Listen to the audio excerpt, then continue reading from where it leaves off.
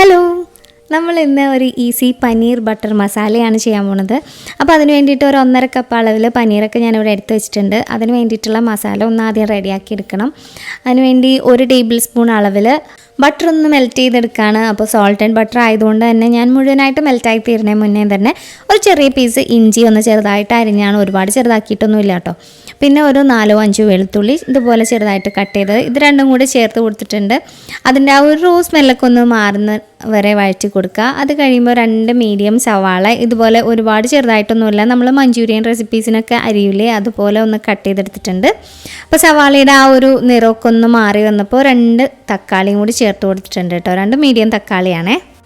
പിന്നെ ഈ ഗ്രേവിക്ക് ഒരു തിക്നെസ് കിട്ടാൻ വേണ്ടിയിട്ട് ഏകദേശം 1 ടേബിൾ സ്പൂൺ അളവിൽ കാഷ്യൂ നട്ട്സും കൂടി ഇതിലേക്ക് ചേർത്ത് കൊടുക്കുന്നുണ്ട്. കാഷ്യൂ നട്ട്സും കൂടി ചേർത്ത് കൊടുത്തു കഴിഞ്ഞാൽ 1 മിനിറ്റ് ജസ്റ്റ് ഒന്ന് വഴറ്റി കൊടുത്തിട്ട് ഗ്യാസ് ഓഫ് ചെയ്തേക്കുക. തണുത്തതിന് ശേഷം നമ്മൾ മിക്സിയുടെ ജാറിലേക്ക് ഇട്ടിട്ട് ഒരല്പം വെള്ളം ഒഴിക്കുക, ഒരുപാടൊന്നുമില്ല കേട്ടോ, വളരെ കുറച്ച് വെള്ളം ഒഴിച്ചിട്ട് ഒന്ന് നന്നായിട്ട് ഇതുപോലെ ഒന്ന് അരച്ചെടുക്കുക. ഞാനിപ്പോൾ ഇത് ഈ അരച്ചൊന്ന് പേസ്റ്റാക്കി വെച്ചിട്ടുണ്ട്. ഇനി നമുക്കിതിലേക്കുള്ള മസാല ഒരു പകുതി ബേ ലീഫാണ്, ചെറുതാണെന്നുണ്ടെങ്കിൽ ഒരെണ്ണം എടുത്താൽ മതിയാവും. പിന്നെ 2-3 ഗ്രാമ്പു, 2 ചെറിയ കഷ്ണം കറുവപ്പട്ട, ഇത്രയും സാധനങ്ങളാണ് മസാലയായിട്ട് ഇവിടെ എടുത്തിട്ടുള്ളത്. പിന്നെ ഞാനിതിലേക്ക് ഒരു 2 ടേബിൾ സ്പൂൺ അളവിൽ ബട്ടർ ചേർത്ത് കൊടുക്കുന്നുണ്ട്. അപ്പോൾ ബട്ടറൊക്കെ നന്നായിട്ട് മെൽറ്റായിട്ട് വന്നപ്പോൾ നമ്മൾ എടുത്ത് വെച്ചിട്ടുള്ള ആ മസാലകളൊക്കെ ഇതിലേക്ക് ചേർത്ത് കൊടുക്കുകയാണ്. അപ്പോൾ ബട്ടറിലേക്ക് ആ ഒരു മസാലകൾ ചേർക്കുമ്പോൾ തന്നെ നല്ലൊരു ഫ്ലേവർ ആട്ടോ നമുക്ക് കിട്ടുക. പിന്നെ ഇതിൽ ഒരുപാട് റോസ്റ്റായി പോകുന്നതിന് മുന്നേ തന്നെ 1 ടീസ്പൂൺ ഫുള്ളായിട്ട് ഞാൻ കാശ്മീരി റെഡ് ചില്ലി ഇട്ട് കൊടുക്കുന്നുണ്ട്. അതുപോലെ ഒരു 1/4 ടീസ്പൂൺ അളവിൽ ഗരം മസാല. ഇത് രണ്ടും ഒരുപാട് ഇതായി പോകാൻ പാടില്ല, കാരണം ബട്ടറിൽ കിടന്നിട്ട് ഒരുപാട് കരിഞ്ഞിട്ട് പോകണതിന് മുന്നേ തന്നെ നമ്മൾ നേരത്തെ പേസ്റ്റാക്കി വെച്ചിട്ടുള്ള അരപ്പും കൂടി ഇതിലേക്ക് ചേർത്ത് കൊടുക്കുക. പിന്നെ ബാക്കിയുള്ള അരപ്പ് മിക്സിയിൽ ഒരല്പം വെള്ളവും കൂടി ചേർത്തിട്ട് നമ്മളുടെ ഗ്രേവിയുടെ തിക്നെസ്സിനനുസരിച്ച് ചേർത്ത് കൊടുത്തിട്ടുണ്ട്. അപ്പോൾ ഈ ഒരു തിക്നെസ് നമുക്ക് കുറച്ചുകൂടെ വെള്ളം ഒഴിച്ചിട്ട് ഒന്ന് അഡ്ജസ്റ്റ് ചെയ്യാം കേട്ടോ. അത് നമ്മൾ മിക്സ് ചെയ്ത് വരുമ്പോഴത്തേക്കും നമുക്കറിയാൻ പറ്റും അതിൻ്റെ ആ ഒരു തിക്നെസ് എന്തോരാണെന്നുള്ളത്. എല്ലാം കഴിയുമ്പോഴാണ് ഞാൻ ഇതിലേക്ക് ആവശ്യമായിട്ടുള്ള ഉപ്പ് കൂടെ ചേർത്ത് കൊടുക്കുന്നത്. ഉപ്പും കൂടി ഇട്ടിട്ട് ഞാൻ കുറച്ചുകൂടെ വെള്ളം ഒഴിച്ചിട്ടുണ്ട്, ആ ഒരു ഗ്രേവിയുടെ തിക്നെസ് കുറച്ചുകൂടെ ഒന്ന് കുറക്കാൻ വേണ്ടിയിട്ട്. ഇനി നമ്മളിതിലേക്കുള്ള മെയിൻ ഇൻഗ്രീഡിയൻ്റ് എന്ന് പറഞ്ഞിട്ടുണ്ടെങ്കിൽ കുറച്ച് കസൂരി മേത്തിയാണ്. ഏകദേശം ഒരു 1.5 ടീസ്പൂൺ അളവിൽ ഞാൻ കസൂരി മേത്തി ഒന്ന് കയ്യിൽ തന്നെ വെച്ചിട്ട് ഒന്ന് ക്രഷ് ചെയ്തിട്ട് ചേർത്ത് കൊടുക്കുക. കസൂരി മേത്തി എന്ന് പറഞ്ഞിട്ട് നമുക്ക് കടയിൽ നിന്നൊക്കെ വാങ്ങാൻ കിട്ടും. ഈ ഉലുവ ചെടിയുടെ ഇല ഒന്ന് ഉണങ്ങിയതാണ് കേട്ടോ. ഇതിൻ്റെ ഒരു ഫ്ലേവർ ഒരു പ്രത്യേക ഫ്ലേവറാണ്.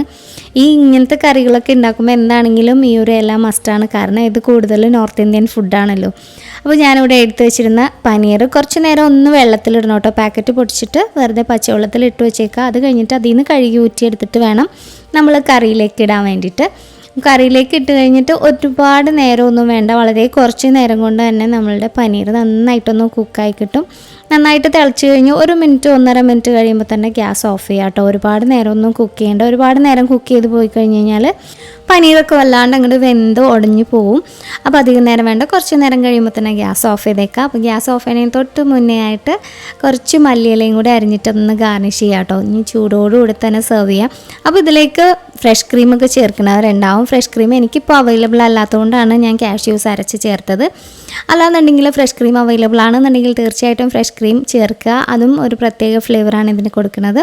പിന്നെ ഞാനിതൊന്ന് ഡെക്കറേറ്റ് ചെയ്യാൻ വേണ്ടിയിട്ട് ഒരു 4-5 പനീർ എടുത്തിട്ട് ഒന്ന് ബട്ടറിൽ വെറുതെ ചുമ്മാ അതൊന്ന് ടോസ്റ്റ് ചെയ്തിട്ട് ഇതിൽ ചേർത്തേക്കാണ് കേട്ടോ. അപ്പോൾ ഈ ഒരു റെസിപ്പി നിങ്ങൾക്ക് ഇഷ്ടമായി എന്ന് പ്രതീക്ഷിക്കുന്നു. റെസിപ്പി ഇഷ്ടമായിട്ടുണ്ടെങ്കിൽ വീഡിയോ ഒന്ന് ലൈക്ക് ചെയ്യുക, നിങ്ങളുടെ ഫ്രണ്ട്സിനും ഫാമിലി മെമ്പേഴ്സിനും ഒക്കെ ഒന്ന് ഷെയർ ചെയ്ത് കൊടുക്കുക. അപ്പോൾ ഇതുപോലുള്ള മറ്റൊരു വീഡിയോ ആയിട്ട് ഇനിയും കാണുന്നവരെ stay safe, take care, by.